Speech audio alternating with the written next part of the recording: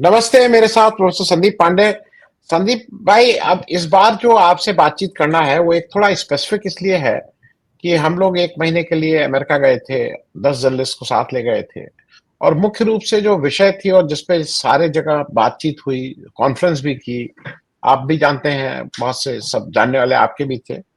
मूल बात ये हो रही थी कि लोकतंत्र की बात थी। और लोकतंत्र जो देश में, भारत में जिस तरह से गांधी ने लोकतंत्र के लिए इस देश को तैयार किया, फिर गांधी 1948 में जब चले गए तो उसके बाद जो नेहरू ने कमान संभाली और लोकतंत्र का जो उनका कंट्रीब्यूशन था, वो ना केवल भारत में बल्कि पूरी दुनिया में उसकी वजह से आज भी बहुत जगह लोकतंत्र जिंदा है।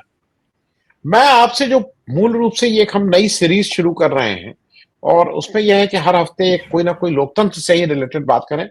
क्योंकि कभी कभी क्या है, लोकतंत्र का मतलब ज्यादातर लोग केवल चुनाव में वोट देना समझते हैं। लोकतंत्र एक संपूर्णता है, लोकतंत्र एक आम आदमी की ताकत है, लोकतंत्र आम आदमी से ज्यादा उस गरीब की ताकत है। और अगर जो उसका जो पहला कदम है, जो चुनाव देना, अगर उसी को आप कहीं का कॉम्प्रोमाइज कर रहे हैं, उसमें हेराफेरी करने की कोशिश कर रहे हैं, तो वो बहुत सी चीजें उस आदमी की छीनी जा रही हैं। तो पहली चीज जो आपसे लार्जर क्वेश्चन पूछना है कि लोकतंत्र की इंपॉर्टेंस, खास करके आम आदमी के लिए, गरीब आदमी के लिए, गांव के लिए, वंचित वर्ग के लिए, दलित के लिए, अ, उससे शुरू करते हैं कि लोकतंत्र की कितनी अहमियत है। संदीप भाई। जी जी। नहीं आनंद जी, लोकतंत्र की अहमियत पर तो कोई सवाल खड़ा ही नहीं किया जा सकता। मैं मुझे 10 बार पाकिस्तान जाने का मौका मिला है, जिसमें एक बार 2010 में बम्बई हमले के बाद जब कुलदीप नैयर के नेतृत्व में हम गए, तो वहाँ के राजनीतिक दलों के नेताओं से भी मिलने का मौका मिला। हमें नवाज शरीफ और उनका लाहौर शहर के बाहर जो फार्म हाउस है, वहाँ जाने का मौका मिला। जरदारी की बहन फरियाल तालपुर से बेनज़ीर भुट्टो के घर में मुलाकात का मौका मिला, और दूसरी जो पार्टियां हैं उनके नेताओं से भी मिलने का मौका मिला। तो एक चीज़ जो मुझे वहाँ पे दिखाई पड़ी, वो ये थी कि पाकिस्तान की राजनीति में लालू, मुलायम, मायावती, पासवान जैसा कोई नेता नहीं जो जो वंचित वंचित तबकों से आते हों, और जो एकदम जमीन से उठ के, मतलब मायावती तो एक स्कूल में प्राइमरी टीचर थी, एकदम जमीन से उठ के जो मुख्यमंत्री और मंत्री के पदों तक पहुंचे हों, ऐसे नेताओं का मुझे वहाँ वहाँ अभाव दिखा। और तब मुझे समझ में आया कि ये भारत के लोकतंत्र का कमाल है कि एक साधारण परिवार का भी कोई व्यक्ति, मतलब कर्पूरी ठाकुर जैसा व्यक्ति भी प्रदेश का मुख्यमंत्री बन सकता है, जिसके पास पहनने के लिए एक ठीक से कोट भी ना हो। मतलब यूगोस्लाविया जब वो गए तो मार्शल टीटो को उनको एक कोट उपलब्ध कराना पड़ा, जब उन्होंने देखा कि वो एक जो कोट लाए थे वो भी उधार का कोट था, वो फटा हुआ था। तो ये भारत के लोकतंत्र की ताकत है कि एक आम इंसान को वो उस कुर्सी पे पहुंचा सकता है जहां से वो महत्वपूर्ण निर्णय ले सकता है, और लोगों ने लिया भी है। और ये लोकतंत्र की ताकत है कि आम इंसान की आवाज़ जो है वो बंद नहीं की जा सकती। अब कल की घटना का मैं जिक्र करूं, वो राजनीति से अलग है। मैं मुजफ्फरपुर से ट्रेन में आ रहा था लखनऊ, और एक मेरे सामने वाली सीट पे एक आदमी सोया था। एक स्टेशन पे एक दूसरा यात्री चढ़ा और उसने बोला कि ये सीट मेरी है। तो उसने बोला कि सीट आपकी है तो आप टिकट दिखाइए। तो उसने कहा कि तुम मेरा टिकट देखने वाले कौन होते हो? तो उसने बोला मैं होता तो कोई नहीं हूँ। और फिर जो यात्री बाद में चढ़ा था उसने पूछा तुम्हारे पास टिकट है? उसने बोला मेरे पास तो टिकट नहीं है, मैं तो जनरल टिकट लेके चढ़ा हूँ, लेकिन मैं ये सीट तब तक नहीं छोड़ूंगा जब तक आप मुझे दिखा नहीं देंगे कि ये सीट आपकी है। और जैसे ही आप दिखा देंगे वैसे ही मैं हट जाऊंगा। मेरा उद्देश्य आपसे लड़ाई झगड़ा करना नहीं है। तो ये जो मुझे बड़ा आश्चर्य हुआ, क्योंकि आमतौर पे मतलब मैंने पहले झगड़े होते देखे हैं, लेकिन बड़े सभ्य तरीके से वो सीट अपनी छोड़ने को तैयार नहीं था जब तक उसने सुनिश्चित नहीं कर लिया कि वो सीट उन्हीं की थी जो आए थे बाद में। तो ये जो एक ताकत आती है अंदर से, एक तो अपने अधिकार के लिए लड़ना और दूसरा हमारे अधिकार का कोई हनन न करे, ये लोकतंत्र की ही देन है। देन है। क्योंकि अपना समाज एक सामंती समाज है, एक जातिवादी समाज है और उसमें एक वरीयता क्रम है। तो आम तौर पे जो कमजोर लोग हैं वर्ग के हिसाब से, जाति के हिसाब से, और आजकल तो उसमें धर्म को भी जोड़ लिया जाए, तो वो थोड़ा सा अपने अधिकारों को आग्रह पूर्वक नहीं रख पाते हैं और जी इसलिए उनके अधिकारों का हनन होता है। तो ये जो जी हिंदुस्तान में एक ताकत आई है लोगों के अंदर, ये तो निश्चित रूप से लोकतंत्र की देन है और इसके लिए जी हम लोग हमको इस देश की स्वतंत्रता आंदोलन में शामिल सभी नेताओं को धन्यवाद देना पड़ेगा कि उन्होंने भारत को एक लोकतंत्र बनाया, जिस तरह का लोकतंत्र हमारे पास है।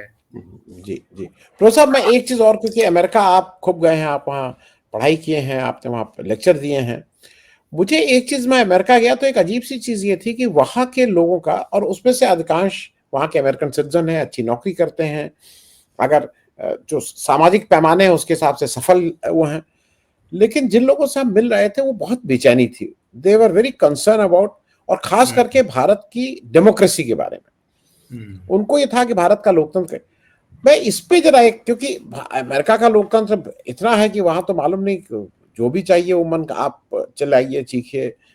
हमें, आपको मैं याद दिला दूं दर्शकों को कि प्रोफेसर संदीप पांडे और ये कश्मीर में आप एक कार्यक्रम कर रहे थे, वहां पैलेस्टीन का एक पोस्टर लगाने से दिन भर थाने में बिठाए रखा गया और इनके जो पार्टी के कार्यकर्ता थे उनका कई हफ्तों तक दिक्कत होती रही। वहां पे व्हाइट हाउस के सामने वो पैलेस्टीन का पोस्टर लेके एक आदमी खड़ा हुआ है, गाली दे रहा है। मैं इस पे एक टिप्पणी, अमेरिका, इंडियन डायस्पोरा जो वो क्यों कंसर्न है इतना भारतीय लोकतंत्र के लिए? जी, ये बात सही है कि भारत में लोकतंत्र संकट में है भारतीय जनता पार्टी के शासन आने के बाद। 2 साल पहले भी हुआ था इंदिरा गांधी के कार्यकाल में, जब उन्होंने भारत से लोकतंत्र को खत्म कर दिया था, लेकिन फिर इस देश के लोगों ने लड़ के लोकतंत्र को वापस बहाल करवाया। लेकिन अब जो संकट आया है ये सांस्थानिक संकट है, क्योंकि अब एक व्यक्ति नहीं है इंदिरा गांधी जैसा, अब एक संगठन है पूरा आरएसएस नाम का, और एक विचार है हिंदुत्व का जो भारत को हिंदू राष्ट्र बनाने का सपना देखता है। और ये संगठन भारत के राजनीतिक तंत्र पे, समाज में तो इसने घुसपैठ की है, हालांकि अभी गनीमत है कि बहुसंख्यक समाज के ऊपर इनका प्रभाव नहीं है, लेकिन राजनीतिक पूरे ढांचे को जिस तरह से उन्होंने लोकतंत्र के पिछले दरवाजे से, मैं कहूँगा चुनाव जीत के, ये मैं इसलिए कह रहा हूँ क्योंकि इनका लोकतंत्र में विश्वास नहीं है, लेकिन लोकतंत्र में विश्वास न होते हुए भी लोकतंत्र का इस्तेमाल करके सत्ता में आके किसी भी तरीके से ये जिस तरीके से इन्होंने तंत्र पे कब्जा कर लिया है और एक एक करके हमारे सारे लोकतांत्रिक संस्थानों को खत्म करते जा रहे हैं, ये बड़ी चिंता का विषय है। इसलिए विदेश में भी रहने वाले भारतीय, इसमें कोई आश्चर्य नहीं है कि भारत के लोकतांत्रिक संकट को लेके वो चिंतित है। जी जी। मैं प्रोफेसर साहब एक चीज और समझना चाहूंगा, ये जो आरएसएस है ये पर से एक तो अजीब सा संगठन है, जो ना रजिस्टर्ड है ना कुछ है, कुछ माफिया टाइप वो अपना करते हैं, ना कोई बैंक अकाउंट है ना कुछ है, वो अजीब ढंग से चलाते हैं। भारत के लोकतंत्र को ठीक करने का ठेका उन्होंने ले रखा है, जिनकी सारी फिलॉसफी अलोकतांत्रिक है। मतलब एक कोई व्यक्ति कह देगा कि अब ये इसके बाद राजा, तो वही राजा, ये बड़े जात से आना चाहिए तो बड़ी जात से आएगा। मतलब जो टोटल आरएसएस की जो टोटल प्रणाली है वो गैर लोकतांत्रिक है। मैं इस पे एक टिप्पणी चाहूंगा, आरएसएस इस देश में लोकतंत्र का झंडा कैसे उठा सकता है? मैं इस पे भी, और ये एक खतरा है। नहीं, बिल्कुल नहीं उठा सकता। यही बात तो मैं कह रहा था भाई, ऐसा संगठन जिसमें महिलाओं को प्रवेश नहीं है, महिलाओं का अलग से संगठन है, उसमें आगे से स्वयं हटा दिया गया है, वो राष्ट्रीय सेविका संगठन है। तो ये संगठन औरत मर्द की बराबरी को नहीं मानता है। ये आरएसएस का प्रमुख वो कोई ब्राह्मण ही हो सकता है। एकमात्र अपवाद प्रोफेसर रज्जू भैया थे, लेकिन इसके अलावा मतलब ब्राह्मण ठाकुर को छोड़ के उसके नीचे कहीं आरएसएस का नेतृत्व जाएगा, इसकी कोई संभावना ही नहीं है। और हमारे दलित साथी भंवर मेघवंशी ने जो किताब लिखी है, जो पहले आरएसएस में थे, लेकिन जब उनके साथ जातिगत भेदभाव हुआ आरएसएस कार्यकर्ता होते हुए, उनके घर का बना खाना आरएसएस के लोगों ने फेंक दिया, तो उससे पता लगता है कि ये संगठन जातिगत भेदभाव को मानता है, जाति व्यवस्था को बनाए रखना चाहता है। और जो जाति व्यवस्था को मानता होगा, जो इस देश में अल्पसंख्यकों के खिलाफ होगा, तो वो तो बराबरी के सिद्धांत को मानेगा ही नहीं, जो कि लोकतंत्र का मूल है।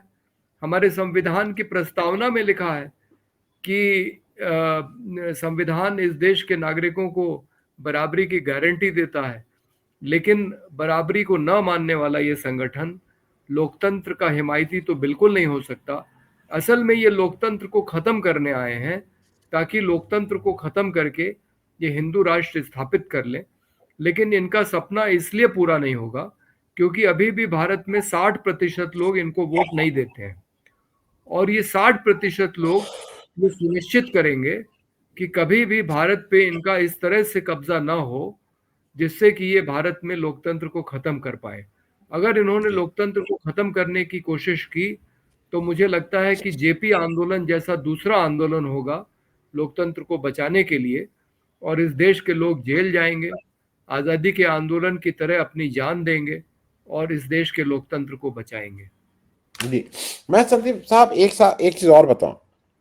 ये जनरली एक लोगों के दिमाग में आजकल व्हाट्सएप यूनिवर्सिटी से बिठा दिया गया है कि लोकतंत्र एंटी डेवलपमेंट है, कि अगर आप ताकत एक जगह सीमित नहीं करेंगे और लोकतांत्रिक ढंग से करेंगे तो आपका विकास नहीं हो सकता है। दूसरा पैमाना यह बताया जाता है कि भारत देखिए अब तीसरी अर्थव्यवस्था हो गया और कहां कहां पहुंचेगा। मैं दो चीजें एक साथ पूछ ले रहा हूं, लोकतंत्र और क्या एंटी डेवलपमेंट होता है, एक। दूसरा, अमेरिका 30 ट्रिलियन की इकोनॉमी, चीन 20 ट्रिलियन की इकोनॉमी, हम 3 ट्रिलियन की इकोनॉमी, 3 4 5 में दशमलव का फर्क है, कोई 3.1 है तो कोई 3.2। मतलब कहां हम और कहां चाइना, कोई कंपैरिजन ही नहीं है। तो मैं इस दोनों चीजों को, लोकतंत्र एंटी डेवलपमेंट और भारत, क्या अपने को ये कह सकता है कि हम डेवलपमेंट हो गया है और हम साहब बड़ी इकोनॉमी बन रहा है? दोनों चीजों पे एक छोटी छोटी टिप्पणी। जी, आनंद जी, आपने बहुत मौलिक सवाल उठाया है। और दुनिया के जितने विकसित देश हैं वो सब लोकतंत्र हैं। हमने भी अपना लोकतंत्र उन्हीं से सीखा है। अंग्रेजों का लोकतंत्र ही तो हमने अपनाया है। अभी भी उन्हीं के कानून, उन्हीं की जैसी व्यवस्था हम चला रहे हैं।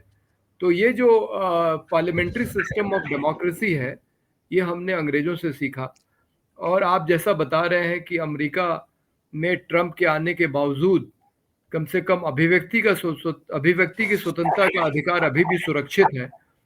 तो ये जो लोकतंत्र के जो मूल्य हैं, फ्रीडम, लिबर्टी, फ्रेटर्निटी, स्वतंत्रता, बराबरी, इक्वलिटी, हाँ, बराबरी, हाँ, बराबरी, और ये बंधुत्व वाली जो जो मूल्य हैं, ये तो भाई यूरोप में फ्रांस की क्रांति और अन्य क्रांतियों से ही हमको मिले हैं ना। तो दुनिया के सबसे विकसित देश लोकतंत्र हैं। चीन एक अपवाद जरूर है, लेकिन चीन पे तो अलग से बहस करने की जरूरत है, क्योंकि जब मैंने अपने एक बलिया के कम्युनिस्ट साथी से पूछा कि आप भारत में तमाम अराजकता के बावजूद लोकतंत्र में रहना पसंद करेंगे या चीन की तानाशाही में, जहां लोगों का के भौतिक विकास का स्तर भारत से बेहतर है, तो वो चुप हो गए, जो तब तक काफी चीन की तारीफ कर रहे थे। तो मुझे लगता है कि कोई भी इंसान अपने जो लोकतांत्रिक अधिकार हैं उसका समझौता तो नहीं कर सकता। इंसान भूखा तो रह सकता है, लेकिन उसका जो अधिकार है लड़ने का अपने अधिकारों के लिए, उसको वो छोड़ दे। मुझे लगता है अगर दो चीजों में अगर एक चुनने का मौका दिया जाएगा तो ज्यादातर इंसान जो है उसकी चेतना ये स्वीकार नहीं करेगी कि वो गुलामी में रह के जिए। जी जी तो जी जी तो तो विकसित देश सारे लोकतांत्रिक हैं। और अपने देश का उदाहरण अगर लें तो देखिए, अभी हाल में ही पिनाराई विजयन, मतलब आरएसएस की तरह जो घोर दक्षिणपंथी हैं, उसी तरह से जो घोर वामपंथी हैं, यानी कि कम्युनिस्ट, वो भी लोकतंत्र को नहीं मानते। वो मजदूरों की तानाशाही की बात करते हैं। लेकिन भारत में पहली बार कम्युनिस्ट पार्टी मतों मतों के मतदान से चुन के सत्ता में आई। और आज वो कम्युनिस्ट पार्टी केरल में उसने एक विकास का मॉडल प्रस्तुत किया है, जिस पिछले कुछ दिन पहले ही पिनाराई विजयन ने घोषित किया है कि केरल में अति गरीबी खत्म हो गई है। तो केरल ने कौन सा मॉडल अपनाया? वहाँ के लोगों का साक्षरता दर तो बहुत ऊंचा है, ये हमको पहले से ही मालूम था। और अब पता लग रहा है कि विकास मानकों में भी केरल भारत में नंबर 1 पे है। ये बात तो नीति जी आयोग ने भी मान ली है। जी तो केरल की कम्युनिस्ट सरकार ने 64,000 परिवारों को चुना जो अति गरीबी में रह रहे थे, और उनको जो है गरीबी से बाहर निकाल दिया। उनको खाना उपलब्ध करा के 20,000 लोगों को तो मुफ्त का खाना दिया गया।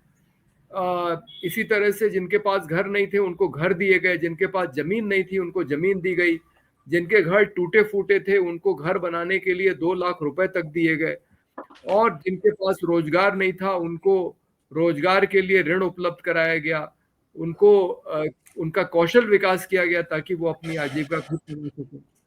तो एक मॉडल विकास का ये है जिसमें कि लोगों की आर्थिक स्थिति को बेहतर किया गया, जिससे कि वो अपने पैरों पे खड़े हो पाए और सम्मानजनक ढंग से जी सके। केरल में शहरों और गांव के बीच का अंतर भी बहुत कम है। आपको पता ही नहीं लगेगा कि कब आप गांव से शहर में प्रवेश कर गए और कब आप शहर से गांव में आ गए। मतलब जिस तरह की सुविधाएं आपको शहर में हैं, उसी तरह की सुविधाएं आपको गांव में भी मिलेंगी। हालांकि इसमें एक, जो केरल से बहुत सारे अप्रवासी भारतीय गल्फ में काम कर रहे हैं और वो जो पैसा भेजते हैं अपने गांव, उसका भी योगदान उसका है। भी जी लेकिन लेकिन उसका वो मुख्य नहीं है। मुख्य बात यह है कि केरल में लोगों का साक्षरता दर बहुत ऊंचा है, और जहाँ जी के लोग पढ़े लिखे होंगे, जाहिर है कि वो अपने अधिकारों के लिए लड़ेंगे। और इसलिए आप देखेंगे कि केरल में मजदूरी की दर 700 रुपया है प्रतिदिन, जी जबकि उत्तर प्रदेश जी में मनरेगा की मजदूरी मेरे ख्याल से 250 के आसपास है। तो कहाँ 250 और कहाँ 700। और जी दूसरा कि केरल में आपको कोई ऐसा काम करने वाला व्यक्ति नहीं मिलेगा जो किसी न किसी यूनियन का सदस्य ना हो। सुना तो करेक्ट अपने अधिकारों के लिए वहां पे ऑटो रिक्शा का किराया बहुत ज्यादा है, क्योंकि उनका अपना यूनियन है और उन्होंने तय किया है कि हम इतना किराया लेंगे। तो उस समाज के जो गरीब निम्न मध्यम वर्ग के लोग हैं, वो किसी न किसी संगठन का हिस्सा है और अपने अधिकारों के लिए लड़ते हैं। तो हमें तय करना है कि हमें कौन सा मॉडल चाहिए। क्या हमें ये मॉडल चाहिए, या बिहार में अभी कल एनडीए का घोषणा पत्र जारी हुआ है। अब नीतीश कुमार कह रहे हैं कि हम मुफ्त शिक्षा देंगे। अब इनसे पूछना चाहिए कि भैया, आपने मुचकुंद दुबे आयोग की सिफारिश जो आप ही ने बनाया था 2007 में कि समान शिक्षा प्रणाली लागू हो, समान शिक्षा प्रणाली में शिक्षा मुफ्त होती है, उसको आपने लागू क्यों नहीं किया? तो वादे पे वादे करते जा रहे हैं। और मिथिलांचल में एक सीता जी के नाम पे एक सीतापुरम बनेगा, जिसमें जो जो एक आध्यात्मिक नगरी के रूप में विकसित किया जाएगा। तो एक वो राजनीति है जो मंदिर बनाती है राम का, जो गाय को बचाने के लिए मुसलमान का दलित का कत्ल तक कर देती है, और मुसलमान और हिंदू के बीच में प्रेम हो जाए तो वो शादी नहीं होने देती है।